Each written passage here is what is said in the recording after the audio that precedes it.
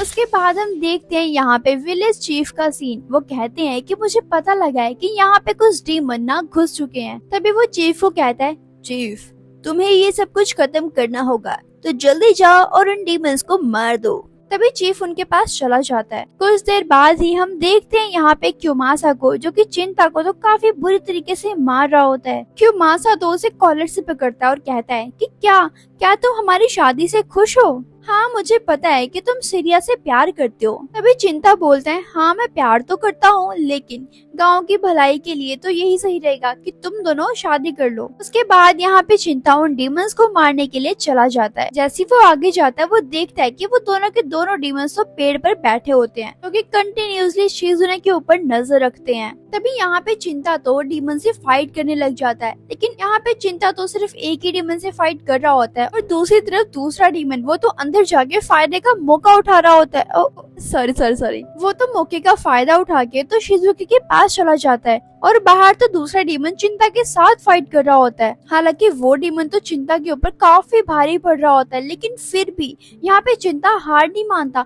वो कंटिन्यूसली उसके साथ फाइट करता रहता है। उसके बाद फाइनली वो यहाँ पे उस डीमन का हाथ काट देता है, लेकिन यहाँ पे तो उसको कुछ फर्क ही नहीं पड़ता। वो तो कहता है मुझे तो बहुत मजा आ रहा है। भाई सच में, मतलब डीमंस को मजा आता है? उसका भाई हाथ कट चुका है, हाथ कोई टॉफी या कैंडल नहीं, उसे तो कोई फर्क ही नहीं पड़ता। लो खैर छोड़ो। और डीमन तो यहाँ पे चिंता से कहता है कि मुझे बताओगे कि तुमने एक घटिया सी तलवार क्यों पकड़ी हुई है?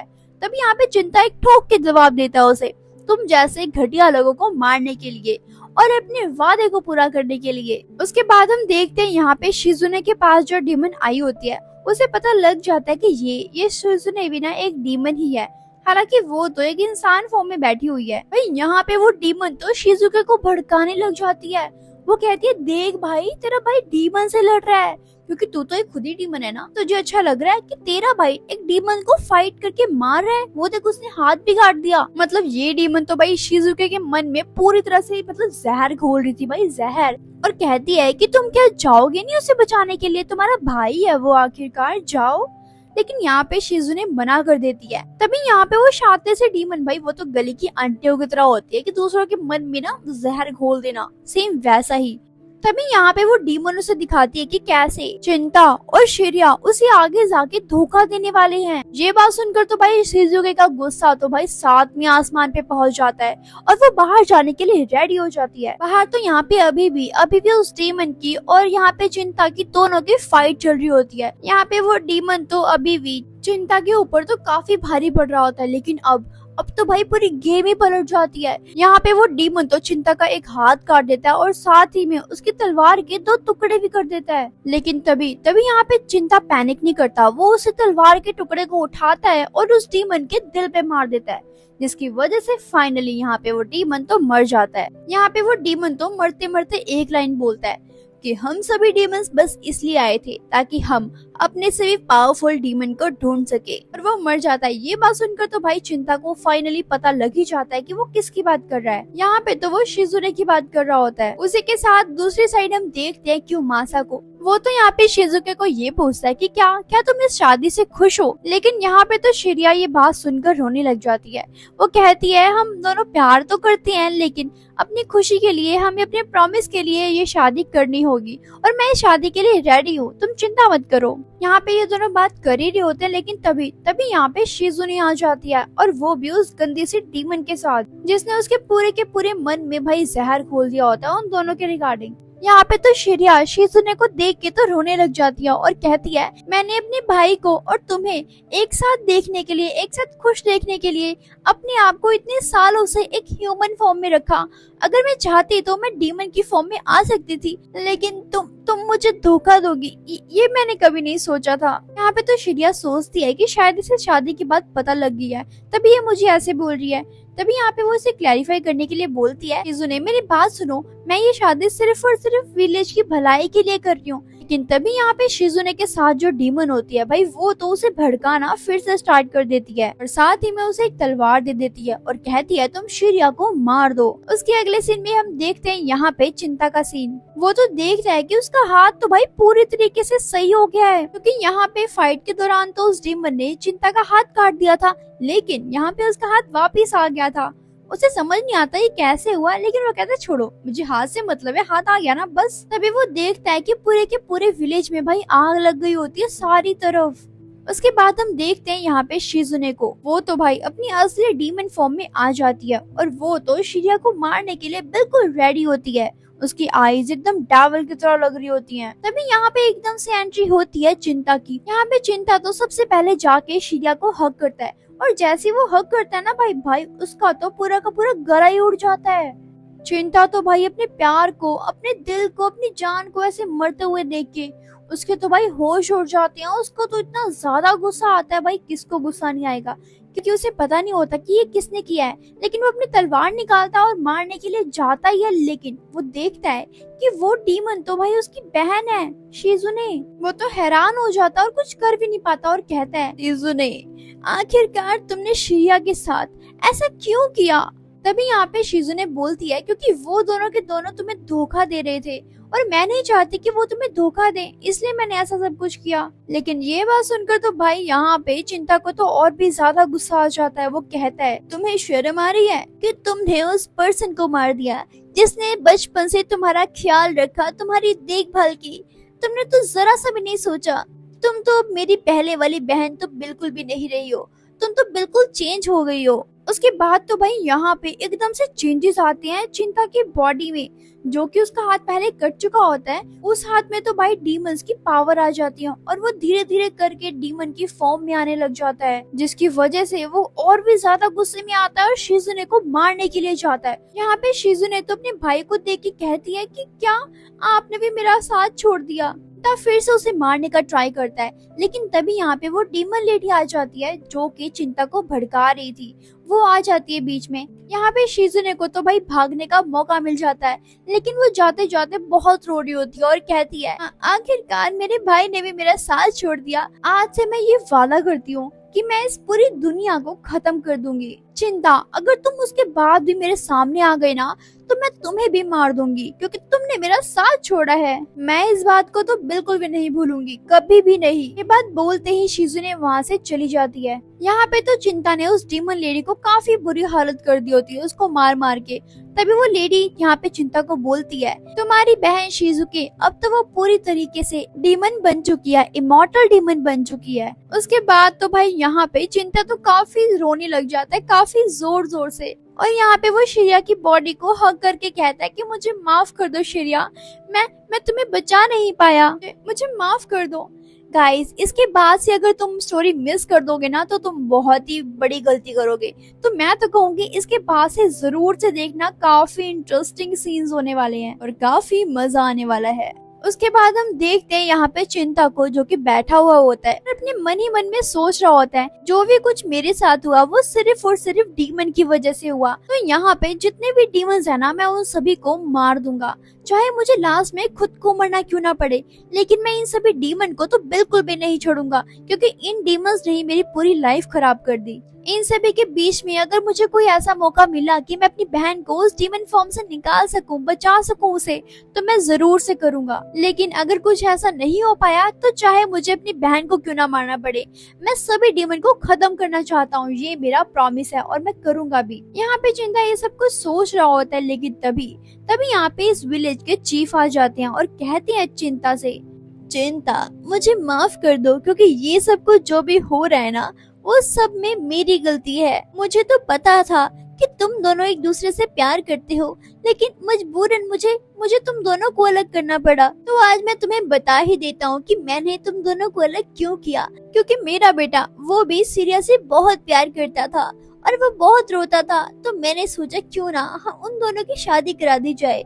लेकिन मैंने बहुत बड़ी गलती कर दी, मुझे माफ कर दो चिंता, प्लीज मुझे माफ कर दो। लेकिन तभी यहाँ पे वो चीफ चिंता को एक स्पेशल तलवार देता है और कहता है कि मैं तुम्हारे नाम का एक साइन बनाना चाहता हूँ, जिससे कि अगर तुम्हें आगे जाके कुछ हो भी जाता है तो तुम्हें सभी के सभी लोग याद रखे, तुम उनके लिए इंस्पिरेशन बनो। उसी के साथ यहाँ से चिंता तो चला जाता है। गाइस, उसके बाद तो हमें 170 साल बाद का सीन दिखाया जाता है। यहाँ पे तो हमें एक न्यू विलेज दिखाया जाता है, जहाँ पे हम देखते हैं एक वर्कर को जिसका नाम होता है जेंजी। यहाँ पे तो जेंजी भाई सभी को मक्खन लगाता है ताकि कोई ना कोई पर्सन तो उसे स्टोर से कुछ खरीद के दे दे। और यहाँ पे उस एम्प्लॉय का जो बॉस होता है वो यहाँ पे अपनी चिंता से मिलना चाहता है। भाई यहाँ पे तो अपनी चिंता का नाम भी चेंज हो जाता है। यहाँ पे तो चिंता का नवा नाम होता है जिनिया।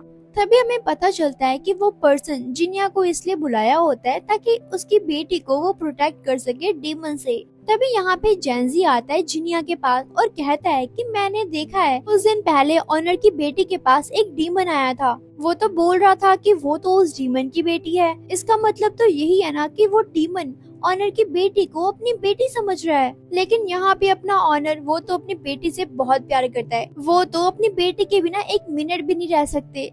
तभी यहाँ पे उन्होंने अपनी बेटी को प्रोटेक्ट करने के लिए तुम्हें यहाँ पे बुलाया है ताकि तुम उसकी प्रोटेक्शन कर सको। तभी हम देखते हैं यहाँ पे उस डीमन की बेटी जिसका नाम होता है नात्सु, वो वहाँ पे आ जाती है। वो यहाँ पे देखती है जिनिया को और कहती है अरे ये नहीं, मैं इसके साथ नहीं रहने वाली। ये मुझे किसी भी एंगल से प्रोटेक्टर तो नहीं लगता, फ्रॉड लगता है यार। तभी वो अपने फादर से कहती है डैड मैं इसके साथ नहीं जाऊंगी। हालांकि यहाँ पे वो ऑनर अपनी बेटी को समझाने की बहुत कोशिश करते हैं लेकिन वो तो मानती ही नहीं है। वो कहती नहीं, मैंने बोला ना मैंने नहीं जाना तो मतलब नहीं जाना। तभी हम देखते हैं रात का सीन जहाँ पे हम देखते हैं नात्सु को। वो तो सोने वाली होती है लेकिन वो सो नहीं पा रही होती। उसे नींद तो बहुत आती है लेकिन उसे डर भी बहुत लगता है। तभी यहाँ पे नात्सु जेंजी को अपने गेट के बाहर बैठा देती है ताकि कोई डीमन ना आ पाए और ना ही उसे कोई मार सके। जैसे वो सोने वाली होती है लेकिन तभी उसे एक डीमन की प्रेजेंस महसूस होती है। भाई यहाँ पे जेंजी के सामने तो वो डीमन आ चुका था और उसकी तो भाई फट रही होती है पूरी तरीके से। जेंजी तो यहाँ पे हिल ही नहीं पा रहा होता। उसके हाथ तो जैसे फ्रीज हो चुके होते हैं। जैसे वो डीमन उसके पास आने ही वाला होता है लेकिन तभी यहाँ पे जिनिया आ जाता है और उस डीमन को अपनी तलवार से रोक देता है। इसके बाद वो उसके हाथ को काट देता है। यहाँ पे आवाजें वगैरह सुन के ना भाई नात्सु भी बाहर आ जाती है और वो यहाँ पे उस डीमन को देख के तो काफी शॉक्ड होती है। लेकिन तभी यहाँ पे जिनिया उस डीमन से पूछता है कि क्या तुम मुझे बताओगे कि तुम यहाँ पे करने क्या आते हो, तुम्हें चाहिए क्या। और डीमन तो भाई बस एक ही रट लगा के बैठा होता है कि मुझे मेरी बेटी वापस कर दो, प्लीज प्लीज मुझे मेरी बेटी वापस कर दो। ये बात सुनकर तो जिनिया को काफी गुस्सा आता है। वो अपनी तलवार निकालता है और उसे बीच से काट देता है। हालांकि वो उतने टाइम तो वहाँ से चला जाता है। तभी यहाँ पे जिनिया उन सभी को बताता है कि देखो ये डीमन अभी यहाँ से चला तो गया है लेकिन ये पूरी तरीके से मरा नहीं है, तो मेरे हिसाब से ये वापस तो जरूर से आएगा, तो तुम लोग अपना ध्यान रखना। उसकी अगली मॉर्निंग में हम देखते हैं उस वर्कर को जो कि जिनिया के पास आता है और कहता है प्लीज प्लीज तुम नात्सु की ना प्रोटेक्शन करके रखना, मुझे ना उसकी बहुत टेंशन हो रही है। पता नहीं वो डीमन उसके साथ क्या करना चाहता है। तभी यहाँ पे जिनिया उसे कहता है कि पहले मुझे एक बात बताओ कि तुम्हारे बॉस इस नात्सु को कहाँ से लेकर आए थे और कब। तभी वो वर्कर बताता है कि मेरे एक रिलेटिव थे जिसके यहाँ से नात्सु को लेकर आए थे। उसके बाद से मेरे बॉस ने नात्सु को अपने साथ रखना शुरू कर दिया, उसे अडॉप्ट कर लिया। लेकिन अगर तुम सोच रहे हो कि जिनिया एक डीमन है, लेकिन तुम यहाँ पे गलत हो, क्योंकि अगर वो एक डीमन होती ना तो मेरे बॉस उसे कभी भी एक्सेप्ट नहीं करते। ऐसा मैं इसलिए कह रहा हूँ क्योंकि मेरे ऑनर की वाइफ को एक डीमन ने मार दिया था, जिसके बाद से मेरे ऑनर तो भाई डीमन से बहुत नफरत करने लग गए थे। तो अब तुम खुद समझ सकते हो कि क्या सही है और क्या गलत है। उसके बाद हम देखते हैं यहाँ पे सीधा रात का सीन जहाँ पे जिनजू और जिनिया दोनों के दोनों बैठे होते हैं नात्सु की प्रोटेक्शन करने के लिए ताकि उसे कोई डीमन आके ना मार दे। तभी यहाँ पे नात्सु जिनिया से पूछती है कि क्या मैं तुमसे एक क्वेश्चन पूछूं। तभी यहाँ पे जिनिया बोलता है हाँ पूछो। तभी यहाँ पे नात्सु कहती है कि कोई ह्यूमन का बच्चा डीमन का बच्चा हो सकता है क्या। तभी यहाँ पे जिनिया बोलता है कि हाँ वैसे ये पॉसिबल है। तभी यहाँ पे नात्सु कहती है ओ फिर तो मुझे लगता है कि मैं उस डीमन की ही बच्ची हूँ। जिनिया कहता है कि नहीं तुम उस डीमन की बच्ची नहीं हो, क्योंकि मेरा भी रिलेशन एक डीमन से था काफी टाइम पहले, तो मुझे सब कुछ पता है। तो मेरे हिसाब से तुम डीमन की बच्ची नहीं हो, क्योंकि डीमन सिर्फ ह्यूमन और डीमन से ही पैदा नहीं होते, क्योंकि वो तो डार्क इमोशन और बुरे थॉट से भी पैदा हो सकते हैं ना। यहाँ पे ये दोनों बात कर ही रहे होते हैं, लेकिन तभी यहाँ पे एकदम से वो डीमन आ जाता है। लेकिन तभी यहाँ पे जिनिया अपनी पावर का यूज करते हुए उसके पास फटाफट जाता है और उसे हाथ पकड़ के नीचे गिरा देता है और उसे पकड़ लेता है। तभी यहाँ पे जिनिया नात्सु से पूछता है कि क्या मैं इसे मार दूं। जिनिया नात्सु से इसलिए पूछ रहा होता है क्योंकि यहाँ पे ये जो डीमन है ना, ये तो नात्सु के बैड इमोशन से बना है। और जब तक नात्सु के बैड इमोशंस नहीं खत्म हो जाते तब तक ये डीमन भी नहीं मरेगा, ये वापस से बार बार वापस आता रहेगा। यहाँ पे तो नात्सु अपने मन में सोचने लग जाती है, शायद ये इसी वजह से होगा क्योंकि मैं हमेशा से अपने रियल फादर को पाना चाहती थी, उनके रियल प्यार को पाना चाहती थी, क्योंकि जिन्होंने मुझे अडॉप्ट किया है मुझे लगता है कि वो मुझे प्यार नहीं करते। शायद मैंने अटेंशन पाने के लिए ये सब कुछ किया है, असली डीमन तो शायद मैं ही हूँ। तभी यहाँ पे वो वर्कर नात्सु को समझाता है कि नहीं तुम गलत सोच रही हो, ऐसा कुछ भी नहीं है। तभी नात्सु रोना बंद करती है और गुस्से में आके बोलती है, जिन्या तुम उस डीमन को खत्म कर दो। के बाद यहाँ पे जिन्या तो उस डीमन को खत्म कर देता है। उसके मरने के बाद यहाँ पे तो व्हाइट स्मोक निकलने लग जाती है, लेकिन कुछ देर बाद ही वो डीमन तो भाई फिर से वापस आ जाता है। ये देखकर तो फाइनली जिन्या भी समझ जाता है कि ये डीमन तो असल में जिन्या की मॉम होती हैं, जो कि यहाँ पे शिजुने को ढूंढने के लिए आई होती हैं। लेकिन उसको थोड़ा दुख तो होता है, लेकिन फिर भी यहाँ पे जिन्या उसको पूरी तरीके से खत्म। उसके बाद तो यहाँ पे वो वर्कर तो जिन्या को शुक्रिया कहते हैं। तभी यहाँ पे जिन्या जा रहा होता है, लेकिन वो जाते जाते एक लाइन बोल के जाता है कि हमारे पास एक ही लाइफ है, इसीलिए तुम अपनी लाइफ में जो भी कुछ करना चाहती हो ना तो वो करके मरना। ये बोलते ही जिन्या तो यहाँ से चला जाता है। उसके बाद यहाँ पे नात्सु के फादर आ जाते हैं और यहाँ पे नात्सु अपने फादर से पूछती है कि क्या आप मुझे बता सकते हैं कि आप जिन्या के ऊपर इतना भरोसा कैसे कर सकते हो। तभी यहाँ पे वो बताते हैं कि आखिरकार अपने बेटे के ऊपर किसको विश्वास नहीं होता। ये बात सुनकर तो भाई यहाँ पे दोनों के दोनों शॉक्ड हो जाते हैं और कहते क्या। एक सेकंड के लिए तो इन दोनों को कुछ समझ ही नहीं आ रहा होता, लेकिन गाइस आपको समझ तो आ ही गया होगा ना कि यहाँ पे असल में ये जिन्या के फादर हैं, रियल फादर। हालांकि यहाँ पे तो जिन्या को भी ये पता लग चुका होता है। उसके बाद हम देखते हैं यहाँ पे जिन्या को, जो कि होटल में कुछ खाने के लिए आया होता है। यहाँ पे दोनों के दोनों पर्सन आपस में बात करते हैं कि कहीं दूर एक सीरियल किलिंग चल रही है। जब यहाँ से जिन्या जा रहा होता है तो वो दोनों के दोनों पर्सन कहते हैं कि ये देखने में तो एक डीमन स्लेयर लगता है। यहाँ पे जिन्या तो ये सारी बातें सुन रहा होता है और कहता है इसका मतलब ये सारा का सारा काम डीमंस का है, तो मैं तो उन्हें नहीं छोड़ूंगा और मैं वहाँ पे जरूर से जाऊंगा। लेकिन यहाँ पे उन दोनों पर्सन की जो बेटी होती है ना भाई, वो कहती है कि प्लीज प्लीज आप वहाँ पे मत जाना, बहुत खतरा हो सकता है आपको। लेकिन जिन्या यहाँ पे उसकी बातों को इग्नोर करके चला जाता है, क्योंकि यहाँ पे तो उसने खुद से ही एक प्रॉमिस किया था ना कि चाहे यहाँ पे जिन्या को कुछ भी करना पड़े, चाहे उसको अपनी बहन को क्यों ना मारना पड़े, लेकिन यहाँ पे जितने भी डीमंस है ना वो उन सभी को खत्म करना चाहता है, इस पूरी दुनिया से खत्म करना चाहता है, ताकि वो डीमंस और किसी को मार ना सके और मेरी तरह मेरी लाइफ को जैसे बर्बाद किया डीमंस ने और किसी लाइफ को बर्बाद ना कर पाए। तो गाइस इसका सेकंड पार्ट यहीं पे खत्म होता है। अगर आप इसका थर्ड पार्ट देखना चाहते हो तो मेरी वीडियो में कम से कम 20 लाइक्स करो, मेरे चैनल को सब्सक्राइब करो, वीडियो को लाइक करो और कमेंट करके बताओ कि आपको मेरी वीडियो कैसी लग रही है। अगर आपको कोई और एनीमे देखना है तो वो भी बता सकते हो। तो मिलते हैं हम अपनी नेक्स्ट वीडियो में, तब तक के लिए टाटा।